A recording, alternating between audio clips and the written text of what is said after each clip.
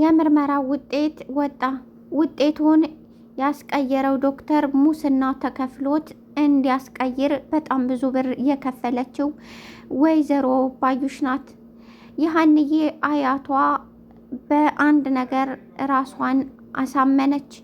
ሀና የእኔ ልጅ ናት፣ ሆነችም አልሆነችም ልጃችን ናት ስትል ተናገረች። እርግብ ተንቀጠቀጠች።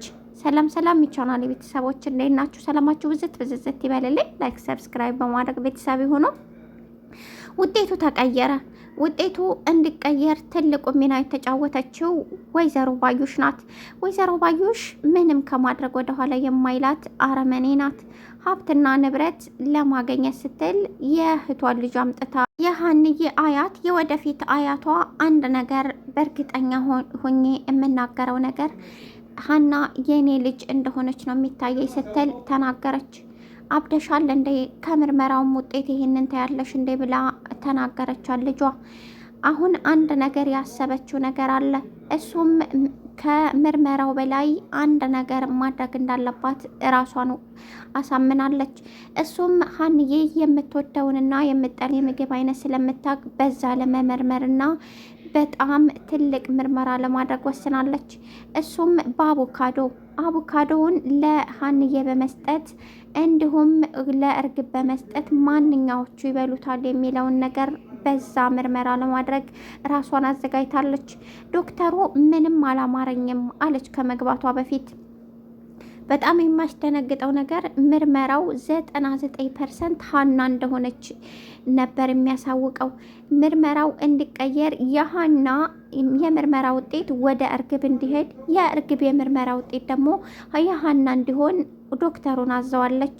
የስም መቀያየር እንጂ ሀና 99% ሀና የነሰላም እህት እንደሆነች የሚያሳውቅበት ዶክመንት ነበር። ዶክተሩ ተከፍሎት ምንም ከማድረግ የሚያግደው ነገር እንደሌለ ራሱን አሳምኖታል። ዶክተሩ በዚህ አላበቃም። የሀንዬን አባት ከፍተኛ መርፌ በመውጋት ህመማቸው እንዲበረታና ህመማቸው እንዳያገግሙ ወይዘሮ ባዩሽ ገንዘብ ከፍላ ነግረዋለች። መድኃኒቱንም 100 ብር መድኃኒት 1000 ብር እንድጽፍ ያደረገችው ወይዘሮ ባዩሽ ናት። አሁን ላይ አሲር የተጠራጠረው ነገር በጣም እየተከሰተ ነው። እሱም ከቀን ወደ ቀን እኮ ህመምህ በጣም እየጨመረ ነው፣ ኩላሊትህን አውጥተውት ይሆን እንደ ብሎ ነበር። ላስታውሳችሁ ብዬ ነው ውዶችዬ። አዎ አሲር የተጠራጠረው ነገር እየደረሰ ነው። እሱም ምንድነው? ከሚወጋቸው መርፌ በጣም እያዳከማቸው ነው። ራሳቸውን እንዲስቱና መንቀሳቀስ እንዳቅታቸው እያደረገ ነው። በእርግጥ በፈጣሪ ብርታት እንጂ የሚወጋቸው መርፌ የሚያስነሳ አልነበረም። አሲር አንድ ነገር ለማድረግ ወሰነ። አሁን የአሲር ጓደኛ ደውሎ ፎቶና ሌላ መስቀል ሰርቆ ለሌላ ሰው እንደሰጠና እነዛም 50 ሺህ ብር ክፍያ እንደከፈሉለትና ያንን ብር እንደሆነ የሰጠው ነገረው። አሲርም በጣም ተናደደ። ጓደኛው እንደበደበው በጣም ተናደደ። አምነውና ፈቅደው ቤታቸው ያስገቡህን በዚህ መንገድ ትክዳቸዋለህ ብዬ አላስብም። የሀንዬን ህይወት እንዲሰረቅ ያደረግከው አንተ ራስህ ነህ ሲል በጣም አምርሮ ተናገረው። ምንም እየገባኝ አይደለም፣ የምን ህይወት ነው አለው። እሱም ሀንዬ የእናትና አባቷን የድሮ ስጦታዋን ነው ለሌላ ሰው አሳልፈ የሰጠው።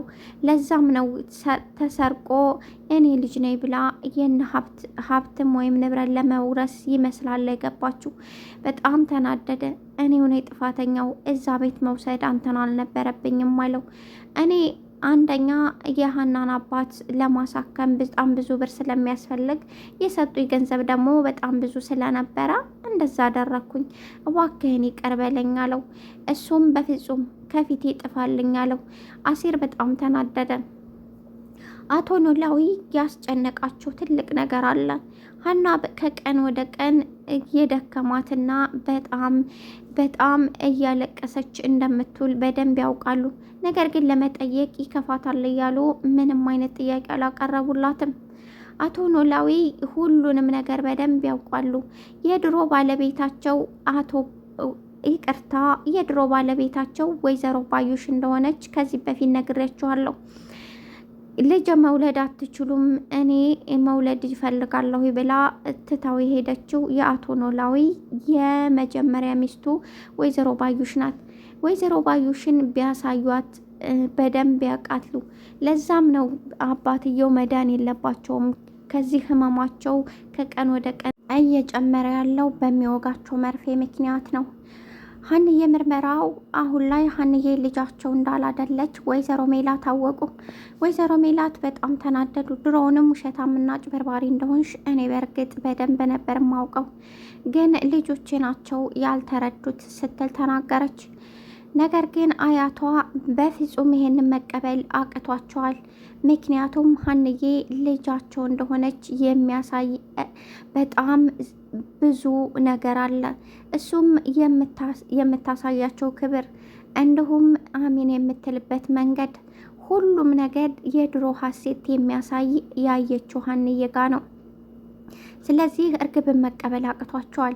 አንድ ነገር ያሰቡት ነገር በሚመገቡት ምግብ መካከል ምንድን ነው የሚወዱት የሚለውን በደንብ ማወቅ ነው። ምንም ቢሆን ምንም እርግብ በእርግጥ ትክክለኛዋ ሀሴት አቮካዶ እንደማትወድ በደንብ ገብቷቸዋል።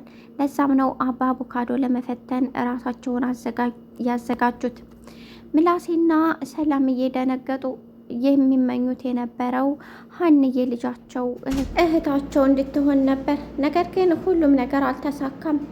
አንድ ነገር ግን ምንም አልተቀበለችም አያቷ።